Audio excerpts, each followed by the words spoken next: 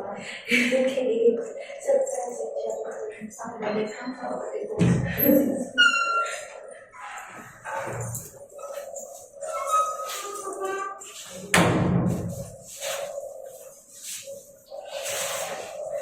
I see them getting excluded from fancy words, you can get included in that. Yeah, I do get excluded and then you get included. I get included in boarding basic and you don't mind. What are you doing so important? Not exciting.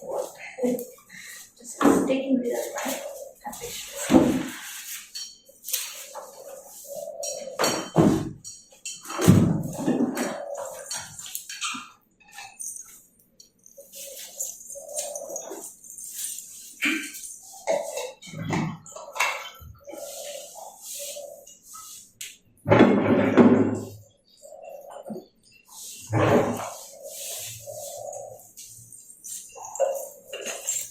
Prabhupada writes about Lord Shiva here. I'm just looking at it way back in text number 9 in the purport. He says,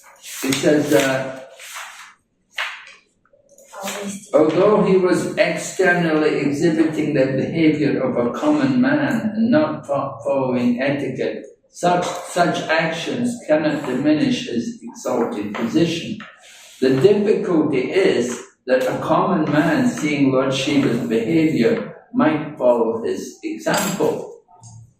So, what is the danger in people following Lord Shiva's behavior? Is that wrong? Do people imitate and do like Lord Shiva? Yes. Huh? Yes. What's wrong? Why? They start to behave very loosely in the public with their wives. Or when they themselves are not exalted, then Lord Shiva, because he's exalted and there is nothing wrong, I mean, he can change himself or come up. But these people, once they do this mistake and get criticized by general people, or they have to suffer the consequence. Lord Shiva has nothing to suffer the consequence, but the general people following Lord Shiva, but then they have to suffer the consequence. What's the consequences? It can be anything, just behaving loosely in the public, anything can be the consequence. Like you walking on the road with your wife, like having a loose behavior. The police may stop, the general people may say something. Anything can happen. The other ladies, they don't like the other men. Well, Western countries, the police wouldn't stop you,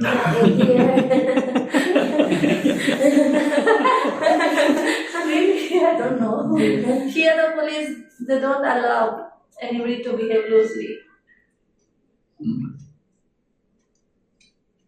Yeah. Do you see any danger? What's the danger in imitating Lord Shiva? Yeah. You imitate? The culture might be disturbed.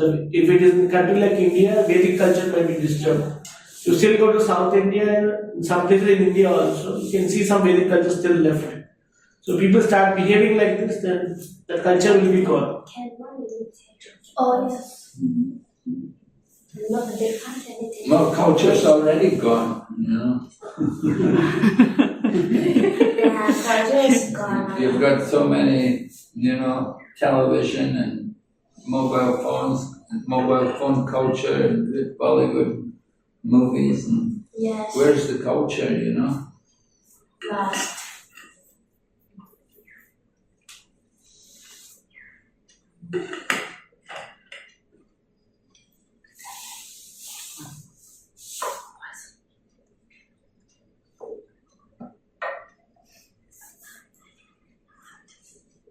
Where is the culture? The danger in imitating Lord Shiva.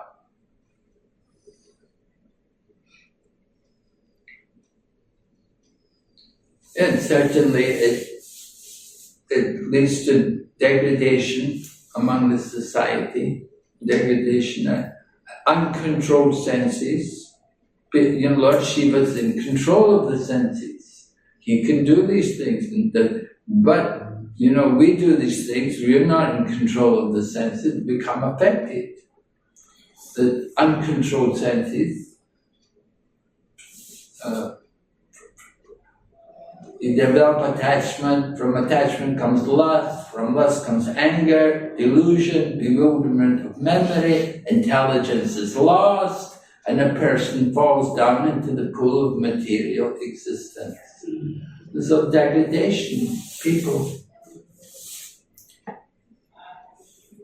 She's saying when Lord Shiva drank poison, nobody wants to imitate. Because if they imitate, they will die after drinking poison. But they want to imitate these parts. Yeah, that's true.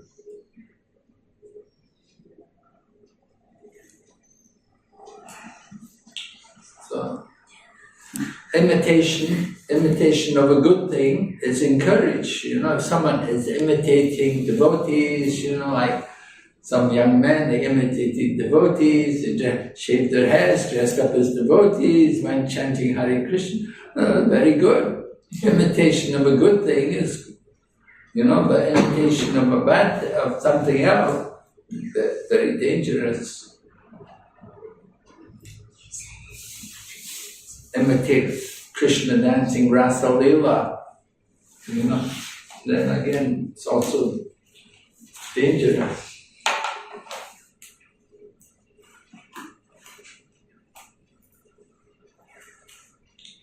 Okay, so go ahead, we're up to text number 18.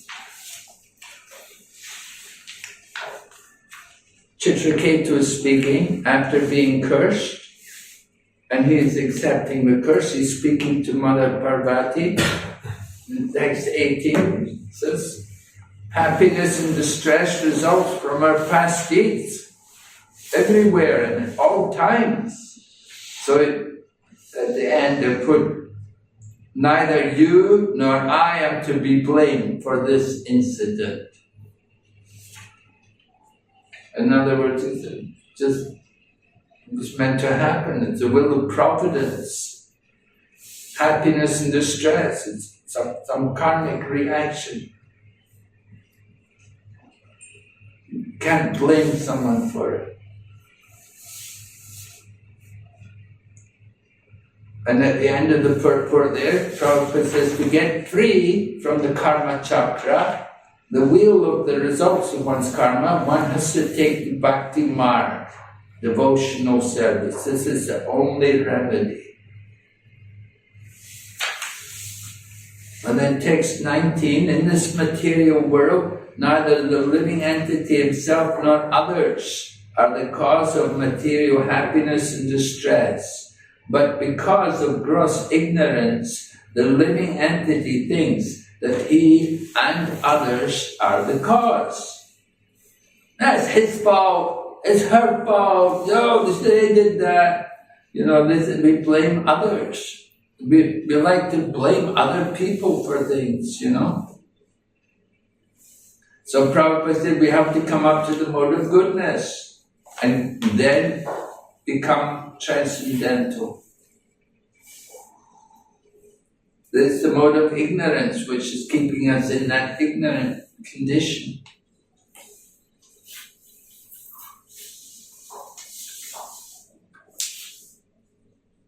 And then give the example about the river, the water flowing in the river. So the material world is like that, constantly flowing.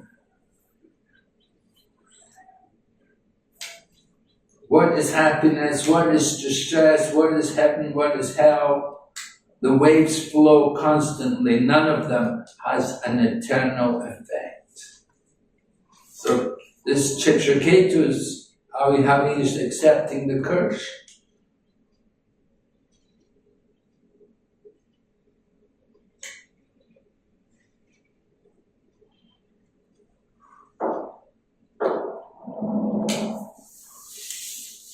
And then gives an example. Prabhupada quotes Vishwanath Chakravarti Thakur. He says the material world is like being thrown into a mine of salt. So if you're in a mine of salt, even you have a nice cheesecake, cheesecake or whatever, still you taste salt.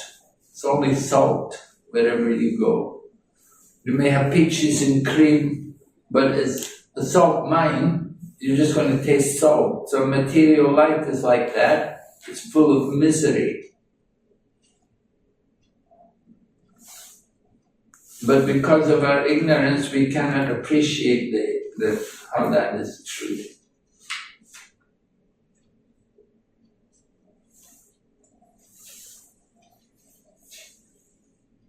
And then Chitraketu speaks about the Supreme Lord. Everything is under his control. The living entity is put into ignorance. Sometimes he's given liberation. Sometimes he's in Sattvagun. Sometimes in Rajagun. Sometimes happiness, sometimes distress. So who arranged all this? It's all done by the Supreme Lord. We're all under his control.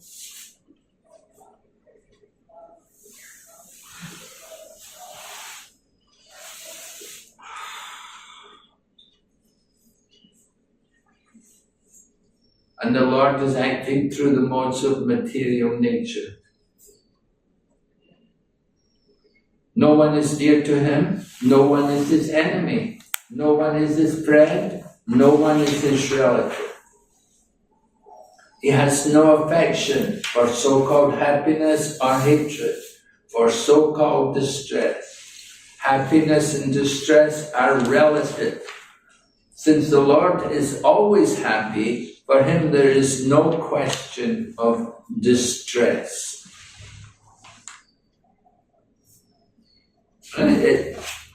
Happiness and distress are relative.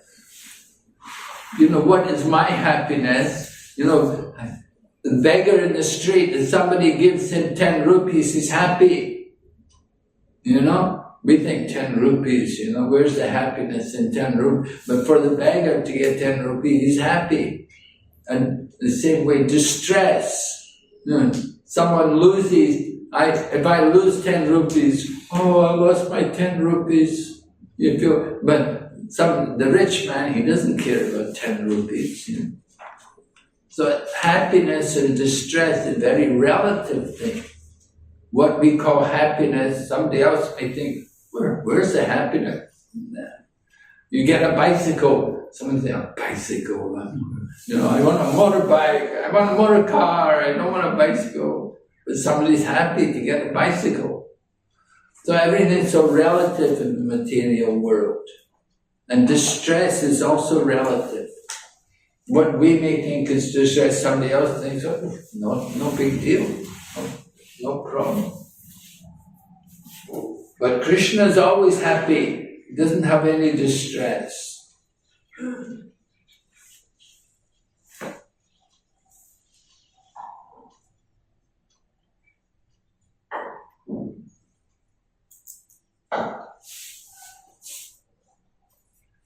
So Chitraketu is explaining the Lord is the ultimate doer. Everything is his arrangement. He creates happiness and distress, birth and death, bondage and liberation.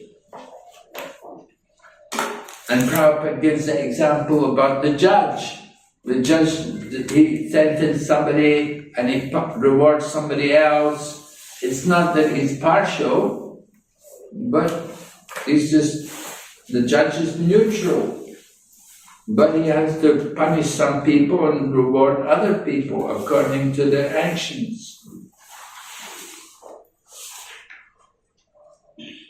And then they give another example about the lily, that the lily opens with the sunshine, and then the bumblebees enjoy or suffer. But the sunshine and the sun glow are not responsible for the happiness and distress of the bumblebees. Can you understand this example? Yes. Yes. We're hearing how the Lord controls the activities of the living entities. So the bumblebee enjoys the lily. But then the lily suffers when the flower closes. In the presence of the sun, then it will open. And then when the sun goes down, then the flower will close. And the bumblebee could be caught in the flower. So sunshine and the sun glow are not responsible for the happiness and distress of the bumblebee. It's the bumblebee itself going into the flower, trying to enjoy the flower, take the honey from the flower. It's not the fault of the sun globe or the sunshine. In the same way, happiness and distress, it's our own doing. So then Chitraketu talks directly to Mother Durga after speaking philosophy to her. You are now unnecessarily angry. But since all my happiness and distress are destined by my past activities, I do not plead to be excused or relieved from your curse. Although what I have said is not wrong, please let whatever you think is wrong be pardoned. He's being very humble. I say, whatever you think is wrong, then I'm sorry. He said, actually, I didn't do anything wrong, but if you think it's wrong, I'm sorry, I beg your pardon. And he accepts the curse. So he very much wants to satisfy Mother Durga. I mean, he knew that she was displeased with him. So therefore Chitraketu is trying to get excused. He wants that, she shouldn't feel too bad about it.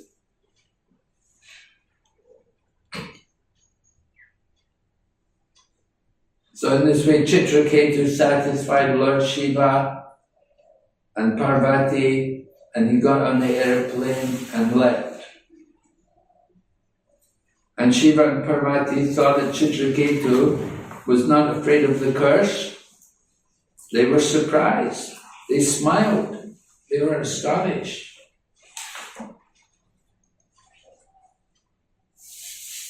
So Lord Shiva he explains about the glory of the devotee, the exalted position of the devotee. Have you seen the greatness of the Vaishnavas? Being servants of the servants, they are great souls. They are not interested in any kind of material happiness. Have you learned that verse? Did you learn that verse? No? Nice verse. And to say all of these things. Glorification of the Vaishnavas. Right? Great souls, not interested in any kind of material happiness. Servants of the servants.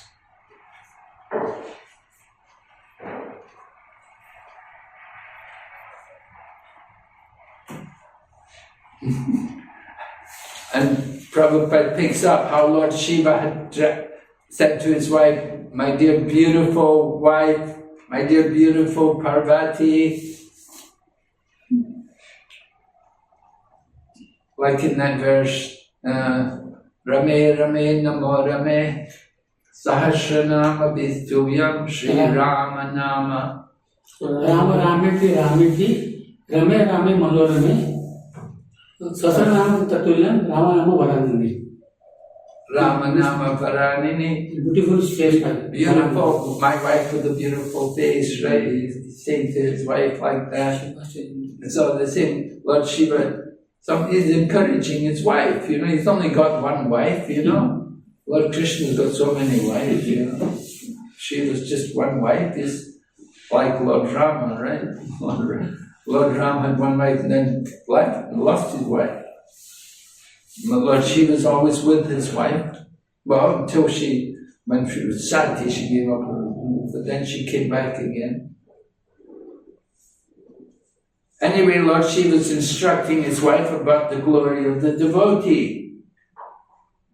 how this is the example. It didn't say anything in retaliation. It doesn't think, I'll get my revenge.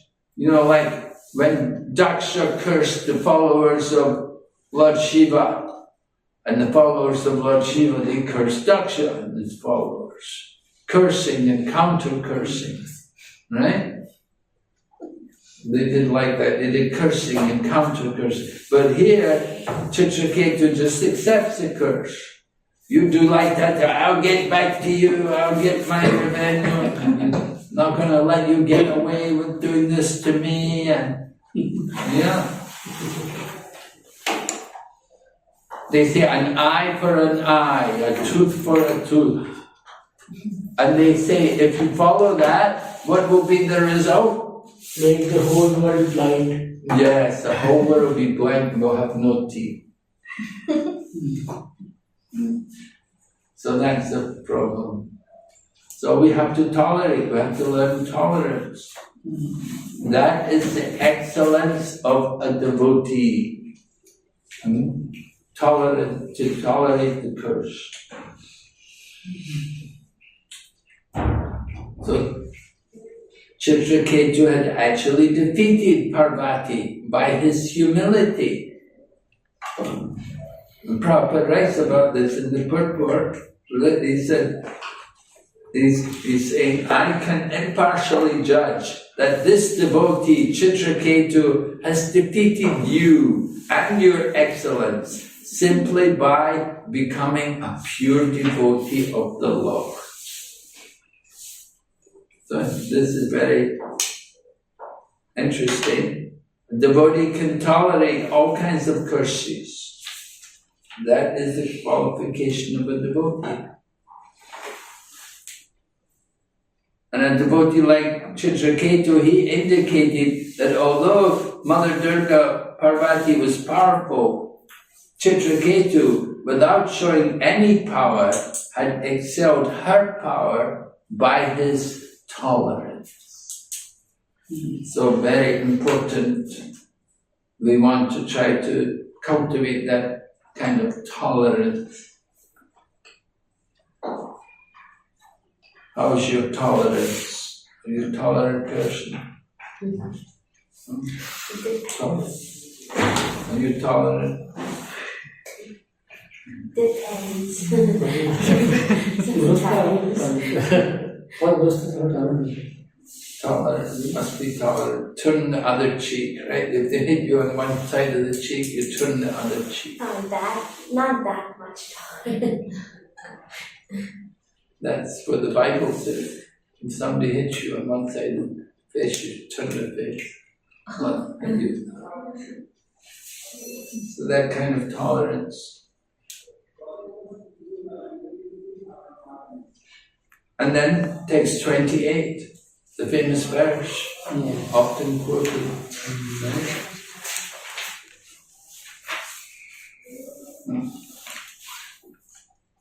So devotee who's Narayana Parayan, they just depend on Lord Narayana. They don't mind reverses. They've learned to tolerate. They do not care whether they're in heaven or hell. They just want service. This is the excellence of devotee.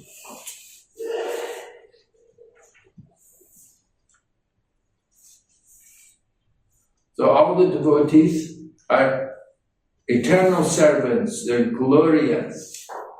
They have no eagerness to be happy by being placed in the heavenly planets.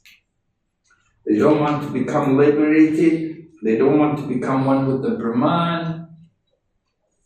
They are simply interested in giving direct service to the Lord.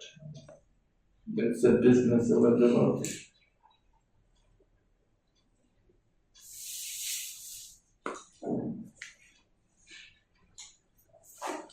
And then the next verse is that the dualities of happiness and distress, curses and favors are natural byproducts of this contact in the material world.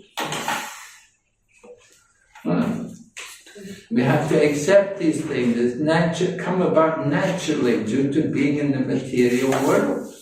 Sometimes you get cursed, and sometimes people thank you for a favor, give you favors. So sometimes there's happiness, sometimes there's distress. From Bhagavad Gita, winter and summer. So Durga is the material energy, and she's under the direction of the Lord. And then Brahma Samhita is quoted. Durga is powerful, very powerful. She can create, maintain and annihilate any number of universes. But she acts under the direction of the Supreme Lord, not independently.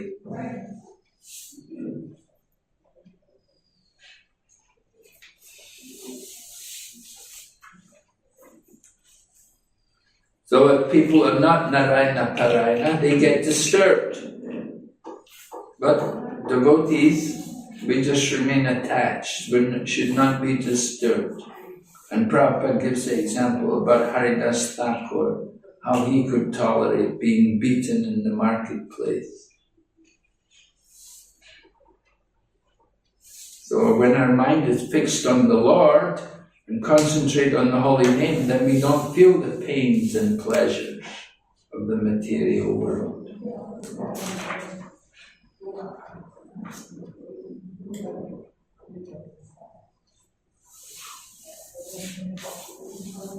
We make a distinction between happiness and distress. The example is given, a flower garland to be a snake. If you consider a flower garland to be a snake, flower garland is happiness, the snake will be distress.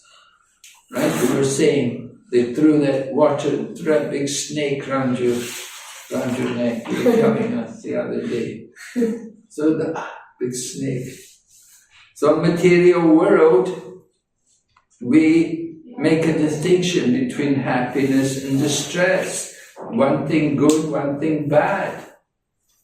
We're thinking, I like this, I don't like that. Prabhupada quotes a famous verse from Chaitanya Charitamrita, Anjalila. Dvaite Bhadra Bhadra Gyan, Shabdam Manodam, E Bala Imanda, E Sobram. Right?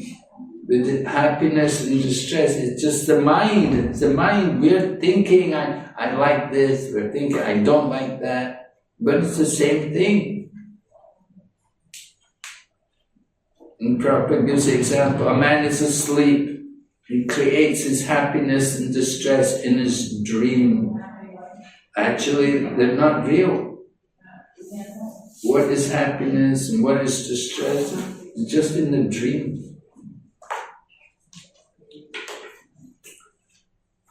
Flower garland is very nice, but someone else may think it's a snake.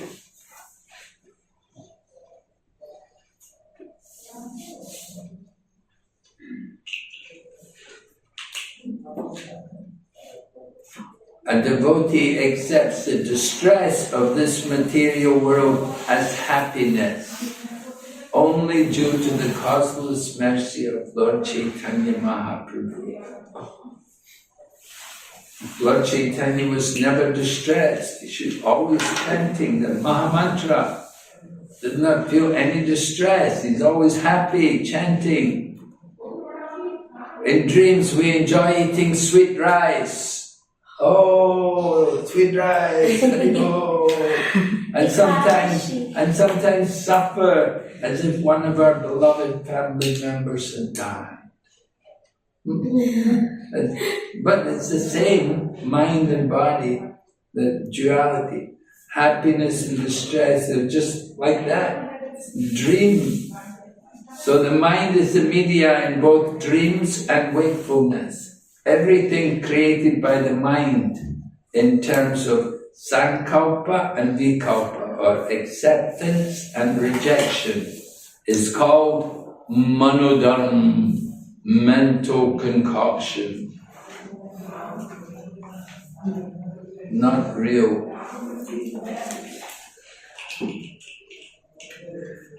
So if someone's engaged in devotional service, then they have perfect knowledge and detachment from the material world. These devotees are not interested in so-called happiness or so-called distress in this world. A devotee does not need to cultivate knowledge to understand the material world is false. The devotee doesn't need to be told the material world is temporary. He's already got that knowledge and detachment because he's attached to devotional service. So a devotee is in a better position than a philosopher. The philosopher, he's speculating on things. But the devotee is just engaging in devotional service. So knowledge and detachment come about automatically. The philosopher, he's trying to get the knowledge, he's trying to come to that understanding, but very difficult. But for a devotee, it comes about very easily, just by doing devotional service. Mayavadi philosophers may be proud that they understand, but it takes them a long time. Vasudeva Sarvamiti. Right? Bahunam, Janmanam, and after many births and deaths, it's not very quick that they understand Vasudeva Sarvamiti. After many lifetimes they come to understand that. But devotion, bhakti yoga is like going in the lift. Immediately you come to the top. So it's so much easier to go on the path of bhakti. The jnanis, they spend a lot of time and they have to go through a lot of trouble to get free from the material world. And if they become pure, then they will surrender to Krishna. So it's easier to understand the absolute truth for a devotee. And Lord Shiva is going to confirm this in the next verse, text 32. Lord Shiva is saying, you know this verse? No? He's saying, neither I, nor Brahma, nor the Ashwini Kumaras, nor Narada, or the great sages, or Brahma's sons, not even the demigods can understand the pastimes and personality of the Supreme Lord.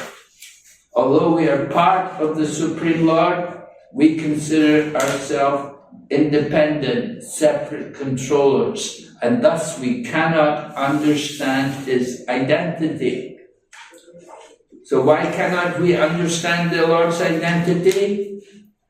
Yes, Mahaprakash Sarvasya Yogamaya Samavrata Mudoyam Naviyanati Lokoma Major is covered by Yogamaya. Which one cannot understand? Yeah, because we consider ourselves we consider ourselves independent. Independent of the Lord. Separate controllers. Yes, independent, separate controllers. Like that, independent. We're thinking ourselves independent. That's the problem.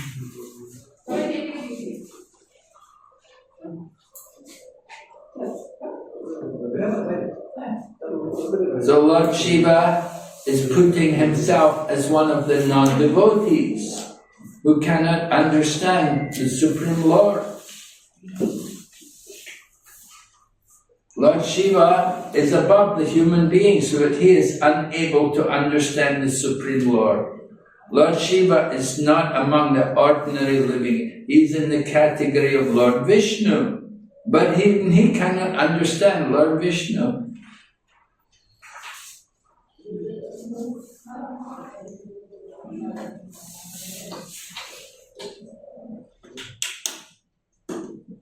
And then again, Chitraketu continues. He holds no one is very dear, no one is inimical. He has no one for his own relative, no one is alien to him.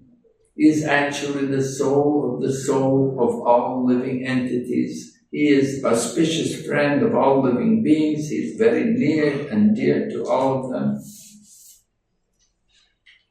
So the Lord is being described, the super soul.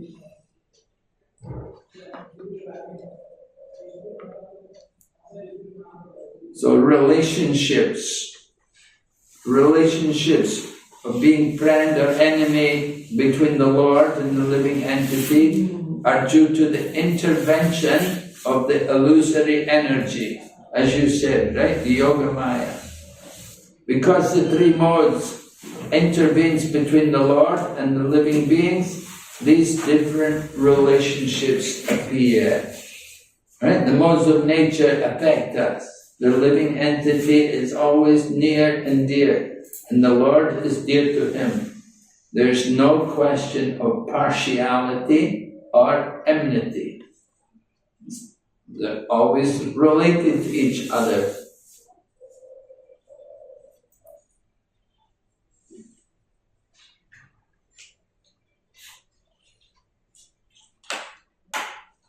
Oh, Lord Shiva speaking, not Chitra, right? Lord Shiva speaking to Parvati. He's explaining about the glory of Chitraketu. So he glorifies Chitraketu.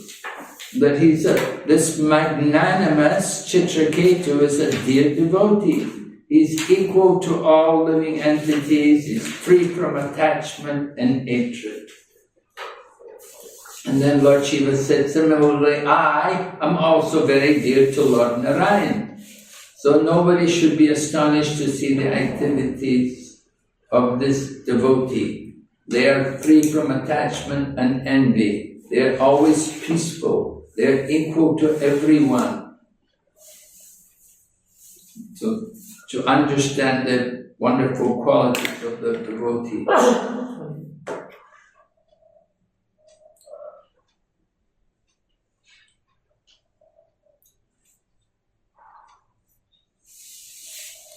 So Lord Shiva is telling Parvati, both Chitraketu and I are always very dear to the Lord. We're on the same level as servants.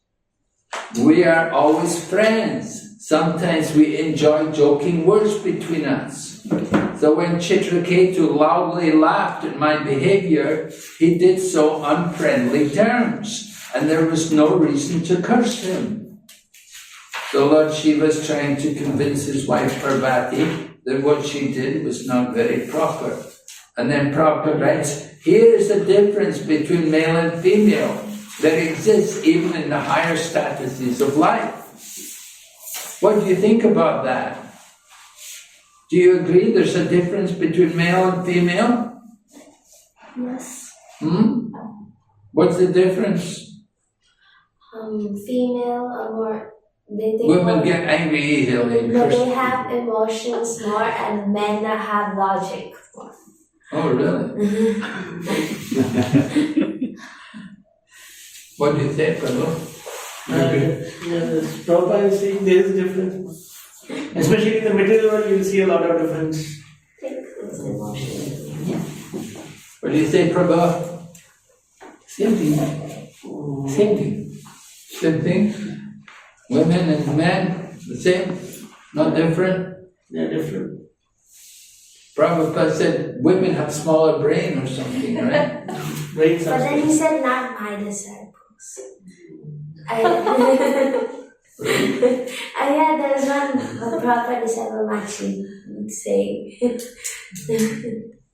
No, when Prabhupada was in America, women's liberation was quite a big thing. Yeah. And Prabhupada, and some of them would come and interview Prabhupada and talk to Prabhupada about it.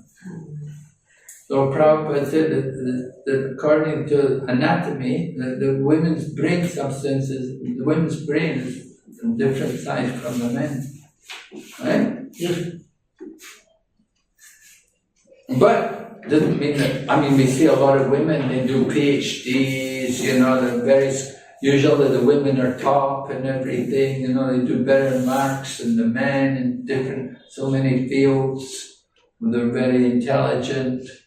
You got women prime ministers, even, leading the country. They become leaders, world leaders.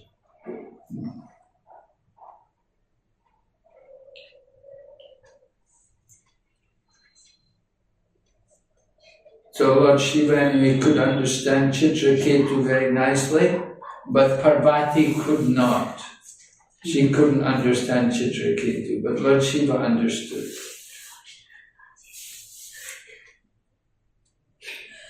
It said the understanding of a woman is always inferior to the understanding of a man.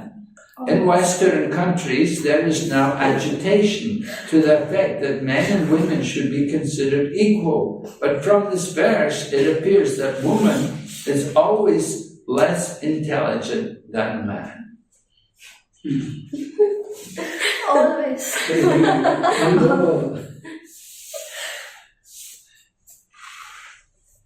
That is clear. Chitraketu wanted to criticize the behavior of Lord Shiva because Lord Shiva was sitting with his wife on his lap.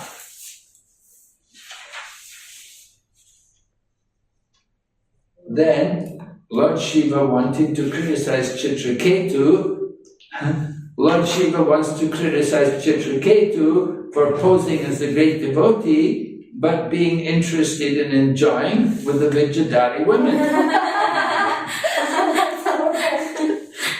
So these were all friendly jokes, and there was nothing serious for which Chitraketu should have been cursed by Parvati.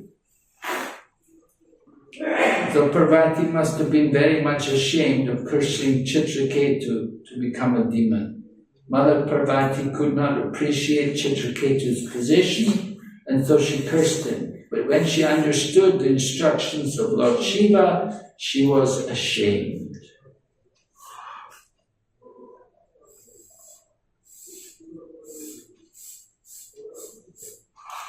Okay.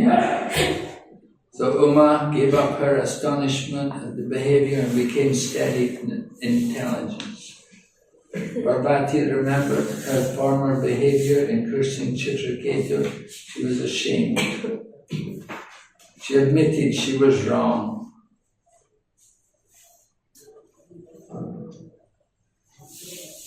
Anyway, Chitraketu accepted the curse, he bowed before her, and this is appreciated as the standard behavior of a Vaishnava. We accept Chitraketu very sportingly felt that since the mother wanted to curse him, he should accept this curse just to please her. So this is sadhu lakshana. This is the characteristic of a sadhu.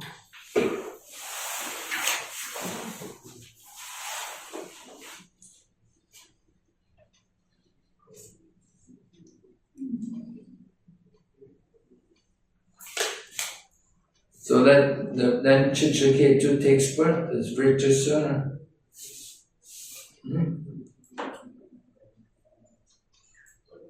And this way Maharaj Parikshit's question is answered. And said, if one hears this history of Chitraketu from a pure devotee, the listener will be freed from conditional life, material existence. Anything about devotional service or characteristics of the Lord and His devotees must be heard from a devotee, not from a professional reciter. Bhagavati Puradiye Bhagavatastani, right? Must hear from a devotee. So, hearing from non-devotees is not allowed. Milk touched by the lips of a serpent, poisonous effect. Okay? You should rise early from bed in the morning and recite the history of Chitraketu. Then you can go back home, back to Godhead without difficulty. Okay, let's go through the questions on the chapter.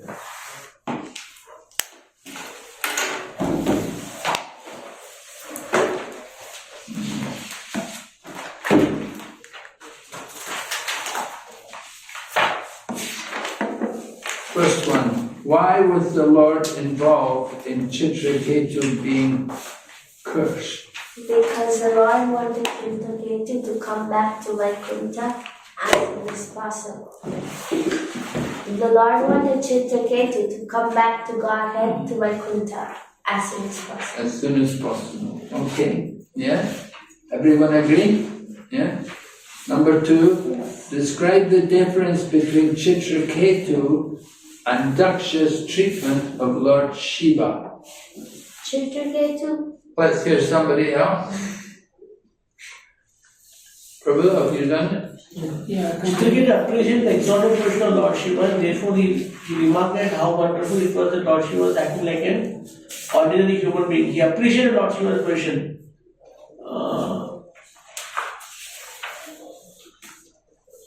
Daksha considered Lord Shiva insignificant, but Chitraketu expressed his wonder at Lord Shiva being situated in that way. Daksha wanted to disrespect Lord Shiva, but Chitraketu expressed his wonder at Lord Shiva being in such a situation. Yeah. Anything else? Prabhu? What have you got? Although Chitraketu criticized Lord Shiva, he did not offend Lord Shiva like Daksha. Daksha considered Lord Shiva insignificant, but Chitraketu expressed his wonder, same as Lord Shiva's being situated that way. Same. Marriages? Yeah, we got the same answer. Same thing? Same. That Chitraketu criticized Shiva, but he didn't offend Lord like Daksha, and Daksha considered Shiva insignificant. Okay. And was wonder. Okay, number 3, what was Chitraketu's purpose in criticizing Lord Shiva? His purpose in criticizing Shiva is to somewhat mysterious and cannot be understood by the common man. He wants to show proper behavior to common men. Although externally, although he was externally exhibiting the behavior of a common man and not following etiquettes, such action cannot diminish his exalted position. The difficulty is that the common man seeing Lord Shiva's behavior might follow his example. I think that it is Lord Shiva sees to this external behavior. Now, Chitraketu desired that Lord Shiva sees to this external behavior so that others might be saved from criticizing him. He does not want others to criticize him and thus become a big offender, and also he does not want others to imitate him. He does not want others to offend him, and he does not want others to imitate him. He doesn't want others to imitate Lord Shiva, And offend. and he doesn't want them to offend Lord Shiva. So I think So Chitraketu's purpose in criticizing Lord Shiva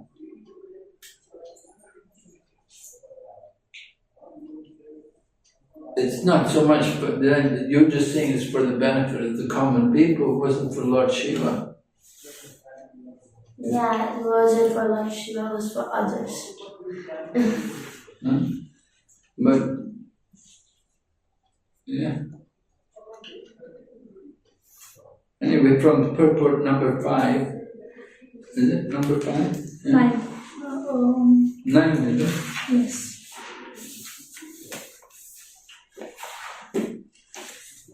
What did you have, Prabhu?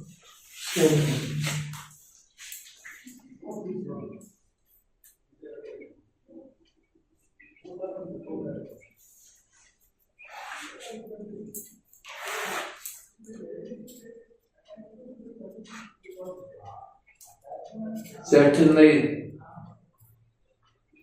because Lord Shiva is in an exalted position,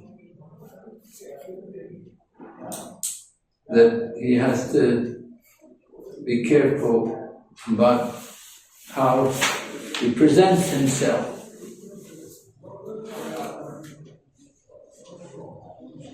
So Chitraketu is concerned about common people, how they will see Lord Shiva.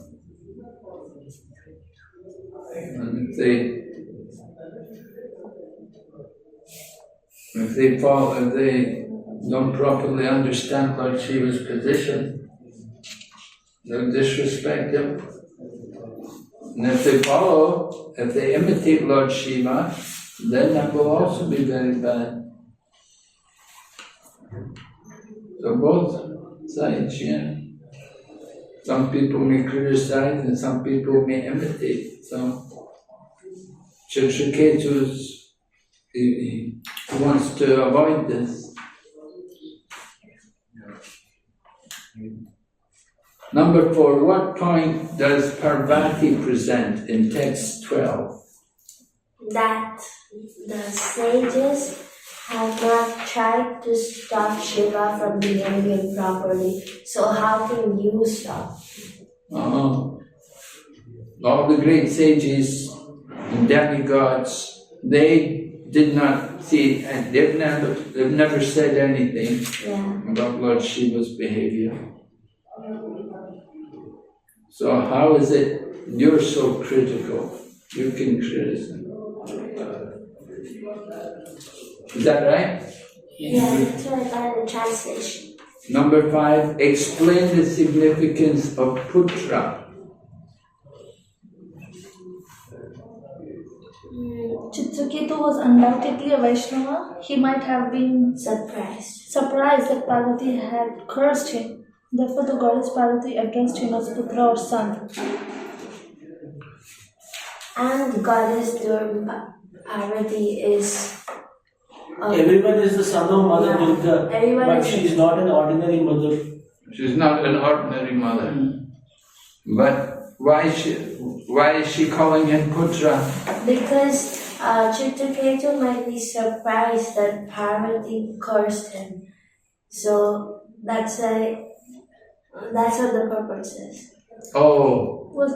He's a Vaishnava and suddenly she's cursing, so she calls him son. So I don't know, so how is it? Significance? No, it's the business of the mother to correct the child, right? Okay. The mother has to correct the child and... That's incorrect. It is to be understood that Mother Durga was justified in punishing Chitraketu. This punishment was a boon to Chitraketu because after he... No. It's there in the translation itself. My dear son, now take birth in a low sinful family of demons so that you will not commit such offense again. She is like a mother of chastity, you said. Same. Yeah. Mother. That is reason. And it could also say that the punishment is being given with love, right? We hope. When the mother beats you, and she's doing it out of love.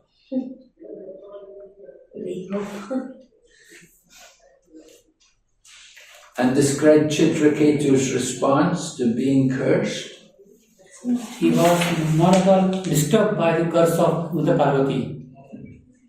Yeah. He knew that Makes sense. very well when he suffers, he enjoys the results of all deeds as ordained by the Deva Nitra. Yes, it's ordained by higher forces, by the divine arrangement.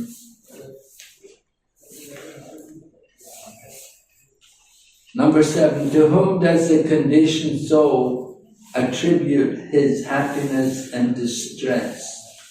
The answer is gross ignorance. The answer. Because of gross ignorance.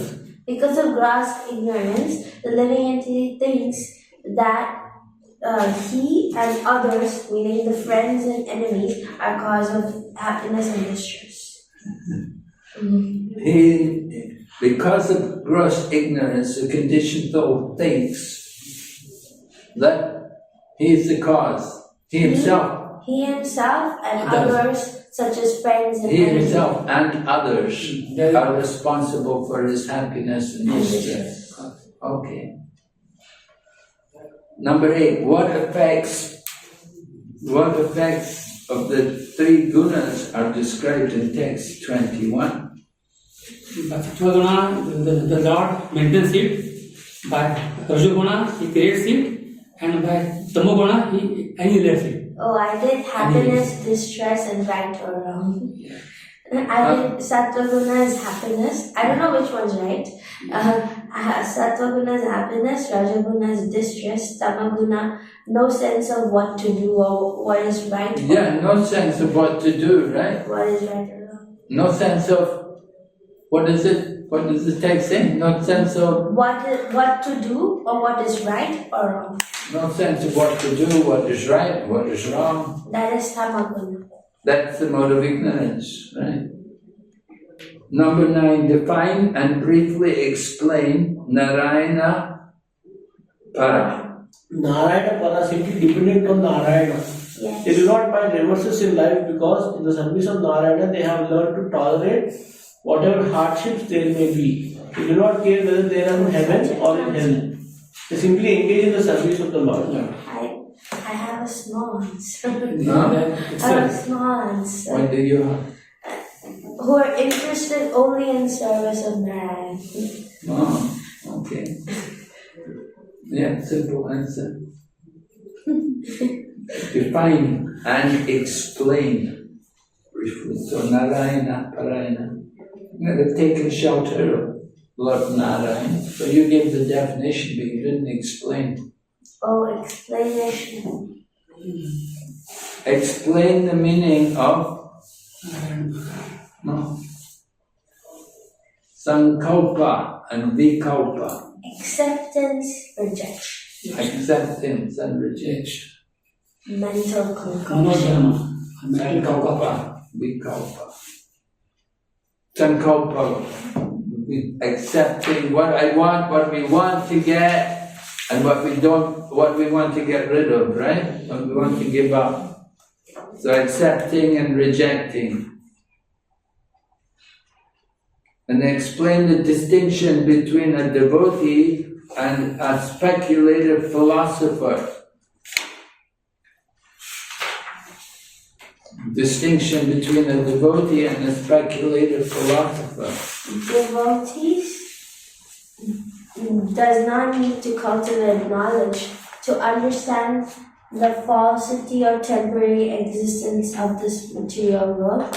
Because of underlying devotion, this knowledge and detachment are automatically manifested. Okay. The speculative philosophers tries to understand this material world is false by cultivating knowledge, but this understanding is automatically manifested in the person of a devotee without separate endeavor. Very good. That's Yeah. better. Where is it? Yeah. Which is And then number 12, what causes the different relationships between the Lord and the living beings? Due to intervention of illusory energy. Relationships of dearness or enmity between the Supreme Lord and the living beings are due to what Prabhu said, intervention of illusory energy. Due to Intervention of illusory energy. due to the illusory energy.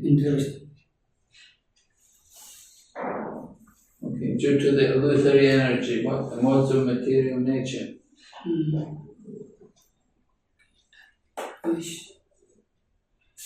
Okay, any questions? Chapter 17. We've heard the story of Canto. We have to go on to 18 tomorrow. 18 and 19 tomorrow. They've got Two chapters. big ones tomorrow. Huh? They've got big ones, big 75. Quite big ones, huh? Yeah, 74, 75 lakhs. Maharaj, could we continue a little bit so that till 1:30? What? Could we continue till 1:30? Yeah? Then we can have less for tomorrow. Then you can have what? Less for tomorrow and more time. Okay. So we can go on to 19, 18 and Yes. 18. 18. Yeah. Diti vows to kill Indra. Right? We've been hearing about Indra. we heard how he killed Vijayasura. So the chapter begins, Sukadeva Goswami speaking, because we're hearing about the different daughters of Daksha, is that? Yes. Anyway, Prishni, who was the wife of Sabdita, the fifth of the 12 sons of Aditi, gave birth to 3 daughters, Savitri, Vyariti, and Trayi, and the sons named Agnihotra, Pashu, Soma, Chaturmasya, and the 5 Mahayagnas.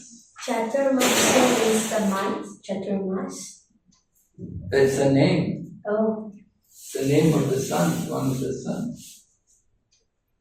Right? So, O king, Siddhi, who was the wife of Bhaga, the 6th son of Aditi, bore 3 sons, named Mahima, Vibhu, and Prabhu, and one extremely beautiful daughter whose name was Ashi. Ashi. Ashi. Ashi. Ashi. Ashi means I'm coming. Ashi means what? Like in Bengali, it means I'm coming. Really? Yeah. Ashi. Ashun, apne ashun, Ashi. tumi Ashi. esho, Yeah. Bashum. anashi. Okay. That and then more. Oh my goodness, so many names. Jata, the 7th son of Aditi, had 4 wives named Kuhu, Dinivali, Raka, and Anumati. These wives begot 4 sons named Sayam, Darsha, Raka, and Purnamasa, respectively. The wife of Vidatta, the 8th son of Aditi, was named Kriya. In her Vihata begot the 5 fire gods named the Purisha. The wife of Varuna, the 9th son of Aditi, was named Chashi. Brigu, the son of Brahma, took birth again in her womb. Text number 5. Difficult to remember. By the semen of Varuna, the great mystic Valmiki took birth from the anthill. Brigu and Valmiki were specific sons of Varuna, whereas Agastya and Vishishta Rishi were the common sons of Varuna and Mitra, the 10th son of Aditi. Text 6. Upon seeing Urvasi, the celestial society girl, both Mitra and Varuna discharged semen, which they preserved in an earthen pot. The 2 sons, Agastya and Vashishta, later appeared from that pot, and they are therefore the common sons of Mitra and Varuna. Mitra begot 3 sons in the womb of his wife, whose name was Revati. Their names were Utsarga, Arishta, and Pipala. Purport: modern science is trying to generate living entities in test tubes by processing semen. But even long, long ago, it was possible for semen kept in a pot to develop into a child. Text 7. O King Parikshit, Indra, the king of the heavenly planets and 11th son of Aditi, begot 3 sons named Jayanta, Rishabha, and Midusha in the womb of his wife Palomi. Thus we have heard. Text 8. By his own potency, the Supreme Personality of Godhead, who has multifarious potencies, appeared in the form of a dwarf as Urukram, the 12th son of Aditi. In the womb of his wife, whose name was Kirti, he begot 1 son named Brihasloka, who had many sons headed by Shobhak. Shubha He's looking at me. Shobhak. Swami. Purport. As the Lord says in Bhagavad Gita, although I am unborn and my transcendental body never deteriorates, and although I am the Lord of all sentient beings, I still appear in every millennium in my original transcendental form. When the Supreme Personality of Godhead incarnates, he does not need any help from the external energy, for he appears as he is by his own potency. The spiritual potency is also called Maya. It is said, Ato Maya Mayam Vishnam Pravadanti Manishina. The body accepted by the Supreme Personality of Godhead is called Maya Maya.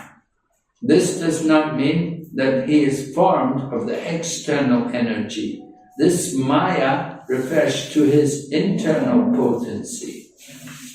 Later, in the 8th canto, Srimad Bhagavatam, I shall describe how Urukrama, Lord Vamanadev, appeared as the son of the great sage Kashyapa and how he covered the 3 worlds with 3 steps. I shall describe the uncommon activities he performed, his qualities, his power, and how he took birth from the womb of a deity. Now let me describe the sons of Diti, who were begotten by Kashyap, but who became demons. In this demonic family, the great devotee Prahlad Maharaj appeared, and Bali Maharaj also appeared in that family. The demons are technically known as Daityas because they proceeded from the womb of Diti. First, the 2 sons named Hiranyakashipu and Hiranyaksha took birth from Diti's womb. Both of them were very powerful and were worshipped by the Daityas and Danavas. The wife of Hiranyakashipu was known as Kayadu. She was the daughter of Jamba and a descendant of Danu. She gave birth to 4 consecutive sons, known as Somlada, Anulada, Lada, and Prahlad. The sister of these 4 sons was known as Shamika. She married the demon named Viprachit and gave birth to another demon named Rahu. While Rahu, in disguise, was drinking nectar among the demigods, the Supreme Personality of Godhead severed his head. The wife of Samlada was named Kriti. By union with Samlada, Kriti gave birth to a son named Panchajana.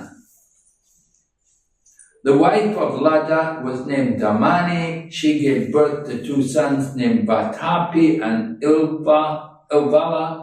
When Agastya Muni became Ilvala's guest, Ilvala served him a feast by cooking Vatapi, who was in the shape of a ram. What's a ram? A ram is like a goat, Oh. like a sheep, type of sheep. Anyway, that's the story from the Ramayana, right?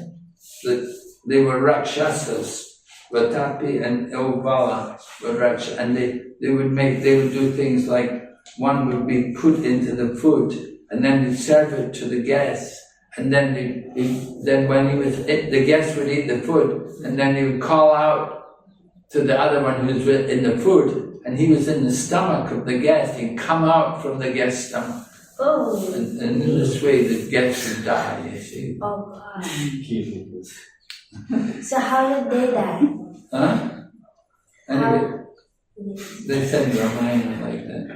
We'll go ahead. The wife of Anulada was named Surya. She gave birth to 2 sons named Baskala and Mahitha. Prahlada had 1 son, Virochan, whose wife gave birth to Bali Maharaj. Thereafter, Bali Maharaj begot 100 sons in the womb of Asana. Of these 100 sons, King Bana was the eldest. The activities of Bali Maharaj, which are very laudable, will be described later in the 8th canto. Since King Bana was a great worshipper of Lord Shiva, he became one of Lord Shiva's most celebrated associates. Even now, Lord Shiva protects King Bana's capital and always stands beside him. Same Banasura, same name, same person? Banasura, yeah. Same person? Yeah. Kanda's was his son. Fought with Lord Krishna. Lord Krishna cut off his arms. Yeah, 1,000 arms. They had many arms. Lord Krishna cut off, left 2. 1,000 arms. Manasur's daughter got married to Krishna's son. Yes. Okay, the 49 Mara demigods were also born from the womb of Diti. None of them had sons. Although they were born of Diti, King Indra gave them a position as demigods. So they were born from the womb of Diti. Diti is the mother of the demons. Although they were born from the womb of Diti, King Indra gave them a position as demigods. Oh, nice. So we're going to hear how they got that position. Apparently, even demons can be elevated to positions as demigods when their atheistic character is reformed. There are two kinds of men throughout the universe. Those who are devotees of Lord Vishnu are called demigods, and those who are just the opposite are called demons. Even the demons can be transformed into demigods, as the statement of this verse proves. Text 20. King Parikshit inquired, "My dear Lord, due to their birth, 49 Marus must have been obsessed with a demoniac mentality. Why did Indra, the king of heaven, convert them into demigods? Did they perform any rituals or pious activities? My dear Brahmana, I and all the sages present with me are eager to know about this. Therefore, O great soul, kindly explain to us the reason." Sutta Goswami said, "O great sage Shaunaka, after hearing Maharaj Parikshit speak respectfully and briefly on topics essential to hear, Sukadeva Goswami, who was well aware of everything, praised his endeavor with great pleasure and replied." Purport. Maharaj Parikshit's question was very much appreciated by Sukadeva Goswami because although it was composed of a small number of words, it contained meaningful inquiries about how the sons of Diti, although born as demons, became demigods. Vishwanath Chakravarti Thakur, oh, I have no power. My computer ran out.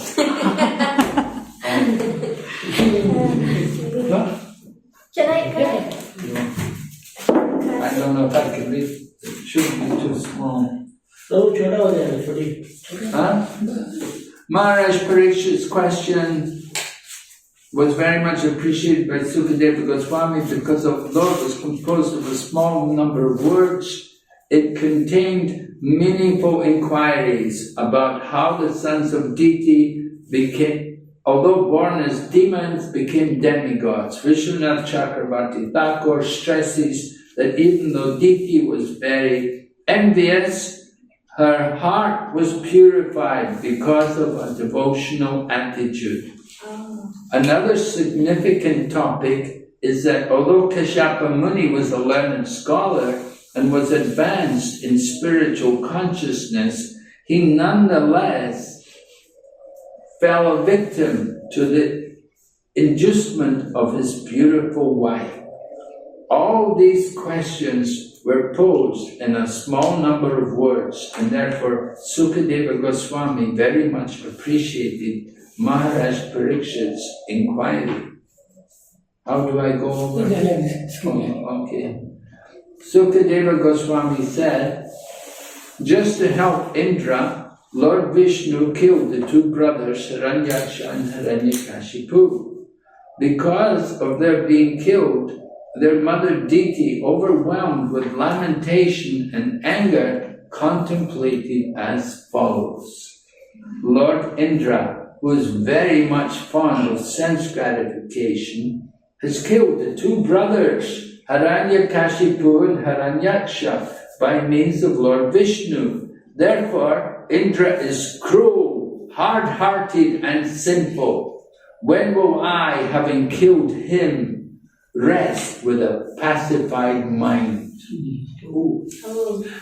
When dead, the bodies of all the rulers, known as kings and great leaders, will be transformed into worms, stool, or ashes. If one enviously kills others for the protection of such a body, does he actually know the true interest of life? Certainly he does not. For if one is envious of other enemies, he surely goes to hell. The material body, even if possessed by a great king, is ultimately transformed into stool, worms, or ashes. When one is too attached to the bodily conception of life, he is certainly not very intelligent.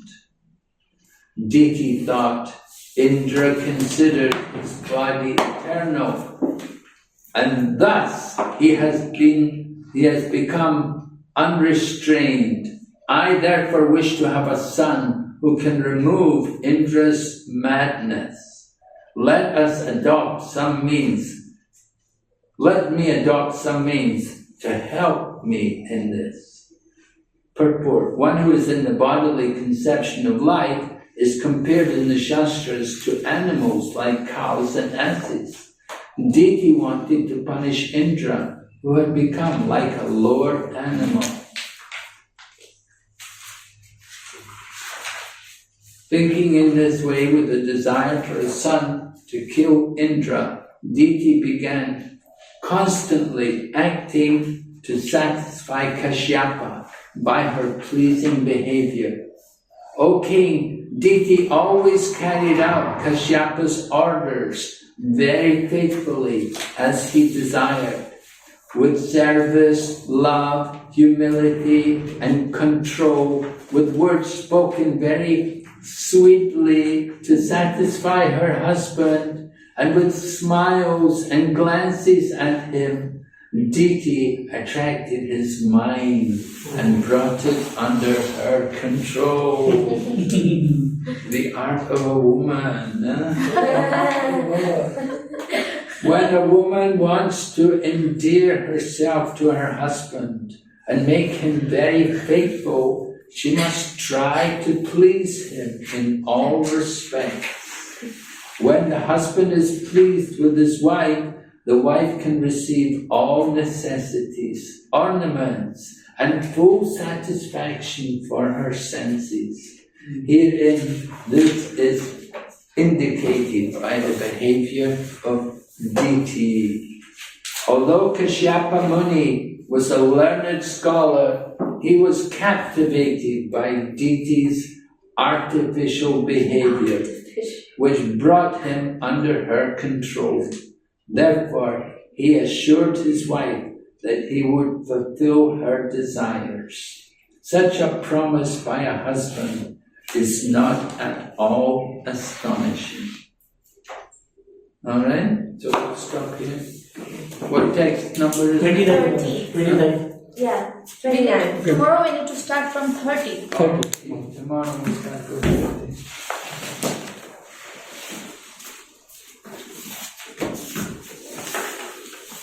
How many texts are in that? 70. Yeah, 75. 75. 78 more. 78. Oh, Still got that. Long chapter. 78. Yeah. and we did the first step, 48 left. And then the next chapter. And the next chapter. And the next chapter. Hey.